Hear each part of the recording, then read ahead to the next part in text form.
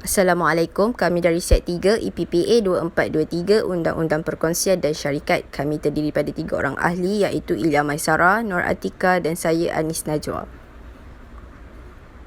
Pengenalan. Entiti perniagaan merupakan satu badan perniagaan yang mempunyai fungsi tersendiri. Oleh itu, perniagaan boleh dikelaskan berdasarkan bentuk pemilikan perniagaan, aktiviti perniagaan yang dijalankan, sektor industri di mana perniagaan itu beroperasi, jenis keluaran yang diterbitkan dan dipasarkan dan juga peringkat perniagaan dalam aliran industri.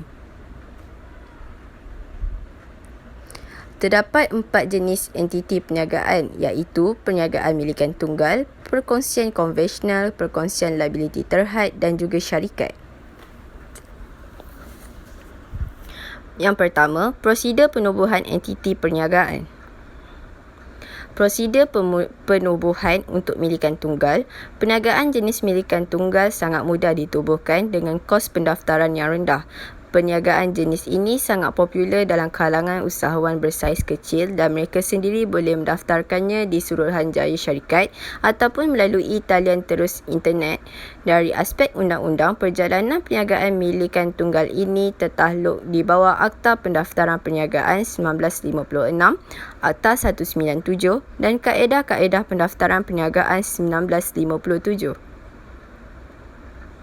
Prosedur pendaftaran perniagaan milikan tunggal tertakluk di bawah Akta Pendaftaran Perniagaan 1956 dan Kaedah-Kaedah Pendaftaran Perniagaan 1957. Badan yang mengawal selia pendaftaran perniagaan dan penguatkuasaan undang-undang ialah Suruhanjaya Syarikat Malaysia iaitu SSM.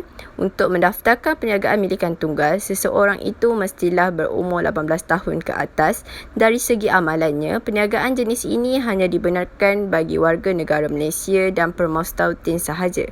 Sesuatu perniagaan yang menyalahi undang-undang tidak boleh didaftarkan dan pengeluaran perakuan pendaftaran perniagaan tidak boleh disifatkan sebagai kehendak-kehendak mana-mana undang-undang berhubung dengan perniagaan itu telah dipatuhi.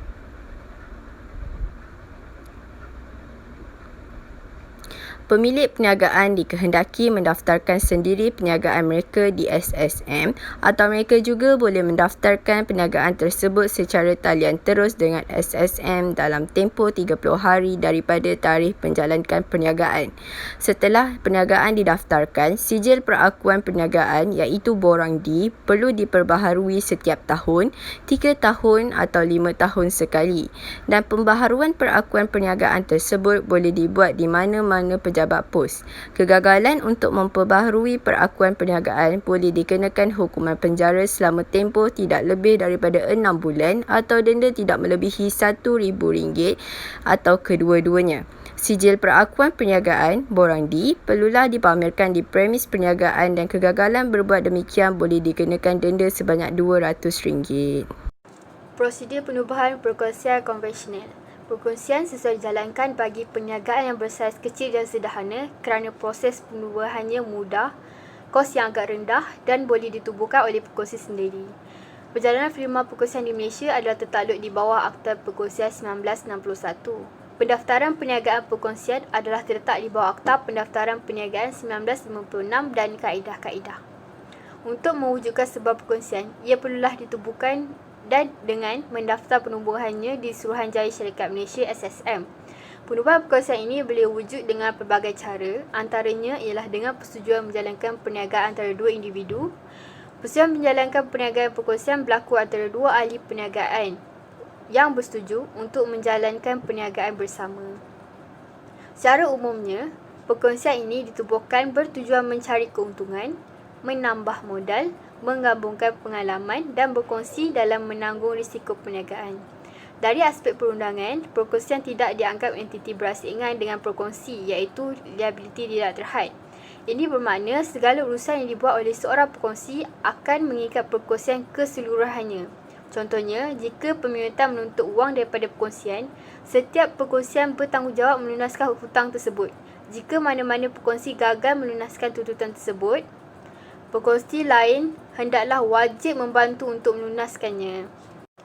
Seterusnya, prosedur penubuhan perkongsian liability terhad. Perkongsian liability terhad terpatuh dalam Akta Perkongsian Liability Terhad 2012. Seksyen 4 Akta Perkongsian Liability Terhad menerangkan bahawa rukun entiti dan common law Inggeris tentang perkongsian tidak terpakai ke atas perkongsian liability terhad. Hal ini menunjukkan prosedur penubuhan perkongsian ini hendaklah minimum 2 orang dan tiada had. Tambahan pula, ia boleh menjalankan persebaran jenis perniagaan yang bermotifkan keuntungan dan tidak bercanggah dengan undang-undang. PLT perlu didaftarkan oleh pegawai pematuhan yang bertindak seperti setiausaha syarikat. Ia boleh didaftarkan melalui permohonan dalam sistem MyLLP di laman Sesawang SSM. Antara maklumat yang perlu disediakan adalah cadangan nama PLT. Cadangan nama ini seperti entiti perniagaan lain, antara nama yang dipilih mempunyai maksud dan tiada kaitan dengan keluarga diraja ataupun agensi kerajaan. Jenis perniagaan, alamat pejabat berdaftar. Alamat ini boleh digunakan menggunakan alamat pegawai pematuhan ataupun alamat perniagaan tersebut beroperasi. Nama dan butir-butir rakan kongsi dan nama dan butir-butir pegawai pematuhan serta surat kelulusan. Pegawai pematuhan boleh lebih daripada seorang. Assalamualaikum dan salam sejahtera. Saya akan teruskan pembentangan ini dengan menerangkan tentang prosedur penubuhan syarikat.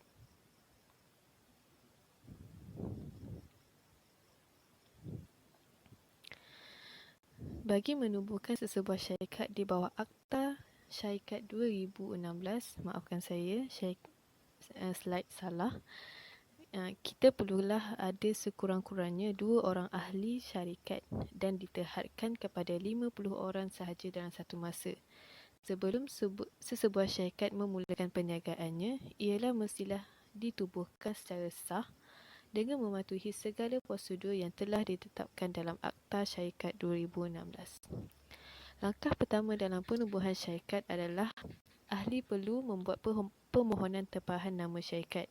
Permohonan tempahan nama syarikat perlulah dikemukakan kepada pihak SSM untuk kelulusan nama syarikat baharu. Nama yang diluluskan akan diikhlaskan selama 30 hari dari tarikh penyerahan permohonan selepas bayaran yuran. Langkah kedua adalah mendaftar syarikat dengan SSM. Di bawah Akta Syarikat yang baru iaitu Akta Syarikat 2016, borang elektronik diperkenalkan untuk dokumen pelaporan pembadanan. Borang elektronik ini adalah melalui portal MyCool ID dalam talian di mana borang tersebut menggantikan pelbagai borang yang sebelum ini seperti borang 6, borang 48A dan borang dan A di bawah Akta Syarikat 1965. Dan langkah yang ketiga adalah notis pendaftaran dan sijil pemadanan.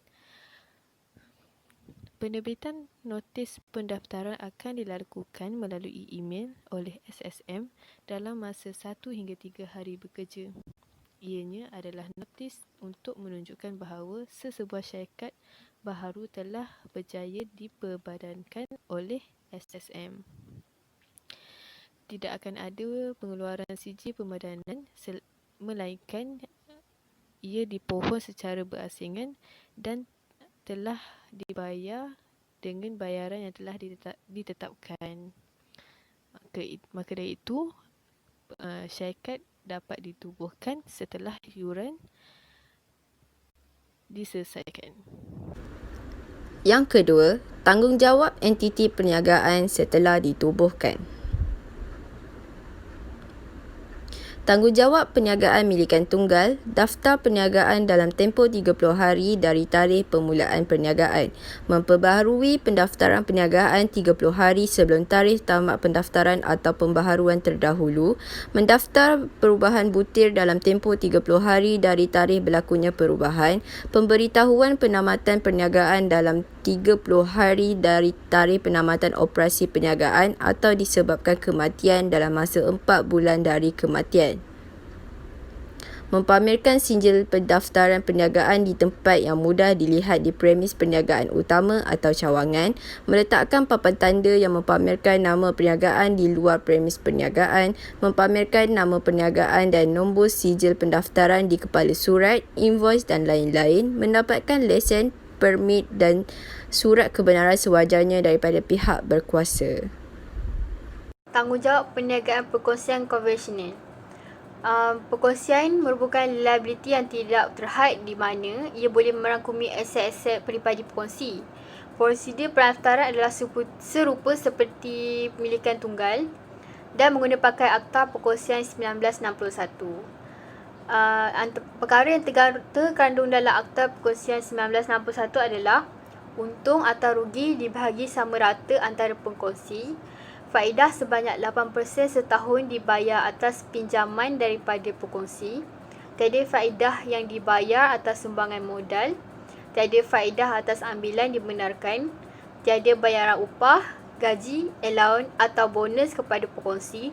Setiap pengkongsi boleh mengambil bahagian dalam pengurusan perniagaan dan sesiapa pun tidak boleh diterima masuk sebagai pengkongsi tanpa persetujuan pengkongsi yang sedia ada. Akta perkongsian digunakan sekiranya tiada perjanjian perkongsian dibuat antara ahli-ahli perkongsi. Tanggungjawab perniagaan perkongsian liability. Setiap perkongsian liability terhad hendaklah melantik seorang pegawai pematuhan dan perlu mendaftar dengan pendaftar agar boleh menyerah simpan atau mengumpulkan dokumen bagi pihak perkongsi atau PLT. Akta Perkongsian Liability Terhad 2012 dan Peraturan Pertahanan Liability Terhad adalah seperti berikut. Serah simpan atau mengumpulkan dokumen bagi pihak perkongsi atau PLT, mendaftarkan pertukaran butiran PLT yang didaftarkan dengan pendaftar, menyimpan daftar dan dokumen statutory di pejabat berdaftar PLT, mempamerkan nama dan nombor pendaftaran PLT di luar pejabat pendaftaran dan tempat perniagaan, apa-apa perkara lain yang dikehendaki oleh pendaftar untuk dilakukan oleh PLT dari semasa ke semasa. Okey, dan saya akan teruskan pembentangan ini dengan tanggungjawab perniagaan syarikat. Setiap syarikat mestilah dikendalikan oleh pihak pengurusan yang dikenali sebagai pegawai-pegawai syarikat. Mengikut Akta Syarikat, setiap pegawai syarikat mempunyai peranan dan tanggungjawab tersendiri. Dan dalam Seksyen 210 Akta Syarikat memperuntukkan hal-hal yang berkaitan dengan tanggungjawab seorang pengarah selepas syarikat ditubuhkan. Antaranya ialah pertama, kewajipan untuk bertindak demi kepentingan syarikat. Yang kedua adalah kepentingan untuk bertindak dalam ketelitian, kemahiran dan usaha yang munasabah. Ketiga, kewajipan untuk tidak menggunakan harta, jawatan dan sebagainya secara tidak wajar. Keempat, kewajipan untuk menzahirkan kepentingan dalam kontrak. Dan kelima adalah kewajipan untuk mematuhi kod etika pengarah. Okey, kewajipan yang pertama iaitu untuk bertindak demi kepentingan syarikat. Berdasarkan Seksyen 213-1 Akta Syarikat, pengarah syarikat ni hendaklah mempunyai setiap masa dalam menjalankan kuasanya dan bertindak secara bona fide ataupun dikenali sebagai suci hati untuk kepentingan anggota-anggota, pemegang-pemegang syar dan pemiutan-pemiutan syarikat.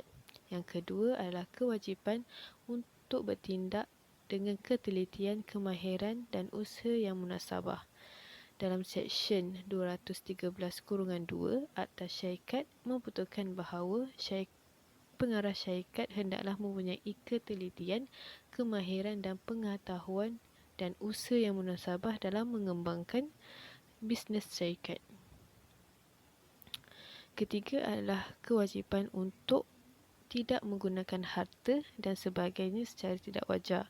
Dalam Seksyen 218-1 Akta Syarikat, seorang pengarah tidak boleh tanpa persetujuan atau ratifikasi ratifikasi sesuatu mesyuarat agung, iaitu menggunakan harta syarikat, menggunakan maklumat yang diperolehi menurut kuasa kedudukannya, menggunakan kedudukannya sebagai pengarah syarikat sedemikian, menggunakan apa-apa peluang syarikat yang diketahuinya dalam melaksanakan fungsi sebagai pengarah, terlibat dalam perniagaan bersaing dengan syarikat bagi mendapatkan secara langsung ataupun tidak langsung sesuatu manfaat bagi dirinya sendiri ataupun mana-mana orang, ataupun menyebabkan syarikat itu terjejas. Dengan secara ringkasnya, seorang pengarah itu tidak boleh membiarkan kepentingan pribadi bercanggah dengan kepentingan tugasnya sebagai pengarah syarikat. Yang keempat adalah kewajipan untuk menzahirkan kepentingan dalam kontrak.